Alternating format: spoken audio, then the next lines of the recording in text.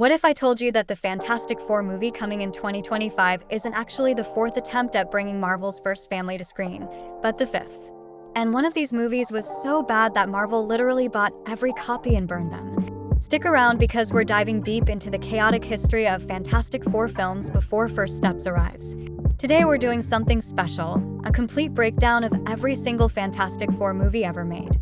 And trust me, this journey is wilder than any cosmic storm. We've got secret movies, studio conspiracies, and some of the most legendary filmmaking disasters in superhero history. Let's start with the movie most people don't even know exists. Back in 1994, a German company called Constantin Films had the rights to Fantastic Four, but there was a catch. They had to make a movie every few years or lose those rights forever. The problem? They had zero budget for a real superhero film. So they did what's called an ashcan copy, a movie made purely to retain rights, never meant for public release. We're talking terrible production values, bargain basement effects, and a plot that somehow still managed to be more comic accurate than what came later. But here's where it gets crazy. When Marvel executive Avi Arad found out about this film, he was terrified it would destroy the Fantastic Four brand. So he literally bought every single copy and had them destroyed.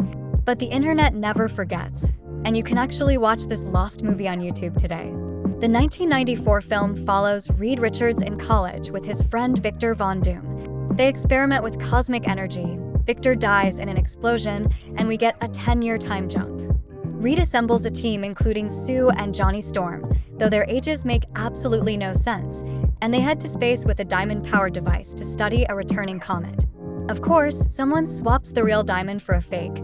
They get hit by cosmic radiation, gain their powers, and discover that Victor is alive and has become Dr. Doom. The movie ends with arguably the most anticlimactic villain defeat in cinema history. Reed just stretches his leg to knock over Doom's trap device. Fast forward to 2005, and Fox Studios gives us the Fantastic Four movie most people remember. This was peak mid-2000s superhero filmmaking, big budget, glossy visuals, and dialogue so cringeworthy it's become legendary. Chris Evans as Johnny Storm was actually perfect casting, so good that Marvel later brought him into the MCU as Captain America. There's this weird pattern where playing Human Torch seems to be a gateway to MCU stardom. This version makes Victor Von Doom a businessman from the start, complete with evil music cues and a giant V in his office. Subtlety was not this movie's strong suit. The team goes to Victor's space station to study cosmic radiation, and in a scene that perfectly captures Reed Richards' supposed genius, he miscalculates when the cosmic storm will hit them. They get their powers. Ben Grimm struggles with being the Thing, and we get some genuinely heartfelt family dynamics between the team. Despite its flaws, this movie understood that the Fantastic Four works best as a family unit. The villain plot involves Doom manipulating Ben, gaining electrical powers, and getting defeated when the team combines their abilities to freeze him solid. Not exactly comic accurate, but it worked for what it was. 2 years later, Fox decided to go bigger with the sequel, introducing the Silver Surfer and, well, let's talk about Galactus. Instead of the iconic giant in purple, we got a cosmic cloud. A cloud. The decision was apparently made during a late-night brainstorming session where someone looked at smoke and said, "That's our world eater." The movie does give us some great Silver Surfer sequences, especially Johnny chasing him through the city. There's this whole subplot where Johnny's powers get scrambled and he can absorb the others' abilities by touching them. But the real star is the Silver Surfer himself, who gets a surprisingly touching character arc about sacrifice and redemption. The climax has Johnny powered up with everyone's abilities fighting Doom, who's stolen the Surfer's board, while the cosmic cloud Galactus threatens Earth. Despite the Galactus controversy, this sequel actually improved on the family dynamics and gave us some genuinely epic moments. And then we come to 2015's Fantastic Four, directed by Josh Trank fresh off his success with Chronicle. This was supposed to be a dark, grounded take on the characters, body horror meets superhero origin story. The movie follows young Reed Richards building a teleporter with his friend Ben Grimm. Reed gets recruited by the Baxter Foundation where he meets Sue Storm, her brother Johnny, and the hacker Victor Von Doom. Yes, they made Doom an internet troll. The first half of the movie is actually really compelling. Trank understood the horror of suddenly gaining these powers, and the body horror elements when they first transform are genuinely disturbing. But then Reed abandons his friends and disappears for a year. When he finally returns, we get maybe 10 minutes of actual Fantastic Four action before the movie ends.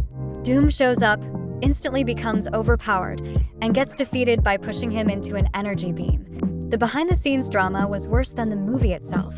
Trank clashed with Fox executives. There were massive reshoots, and by the end, Trank was reportedly banned from his own movie's set. The final product pleased no one. Here's what's fascinating: 4 different movies, 4 different takes on Dr. Doom, and somehow they all got it wrong. The 1994 version at least tried to be comic accurate. The 2005 version made him a business rival. The 2007 sequel powered him up with the Silver Surfer's abilities. And 2015 turned him into a generic world-ending threat.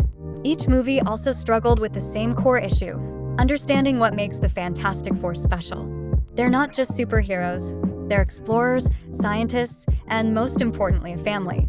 The 2005 film came closest to capturing this, which is why, despite its flaws, it remains many fans' favorite. So there you have it, the complete chaotic history of Fantastic Four movies. From secret films that were literally burned to studio interference disasters, this franchise has been through everything. Now Marvel Studios gets their shot with Fantastic Four First Steps. Will they finally crack the code? Given their track record and the fact that they actually understand these characters, I'm cautiously optimistic. What do you think? Which of these movies is your guilty pleasure? And what do you want to see in the new MCU version? Let me know in the comments below. Smash that like button if this video helped you catch up before First Steps, and subscribe to Geek Force for more deep dives into comic book movie history. I'll see you in the next one.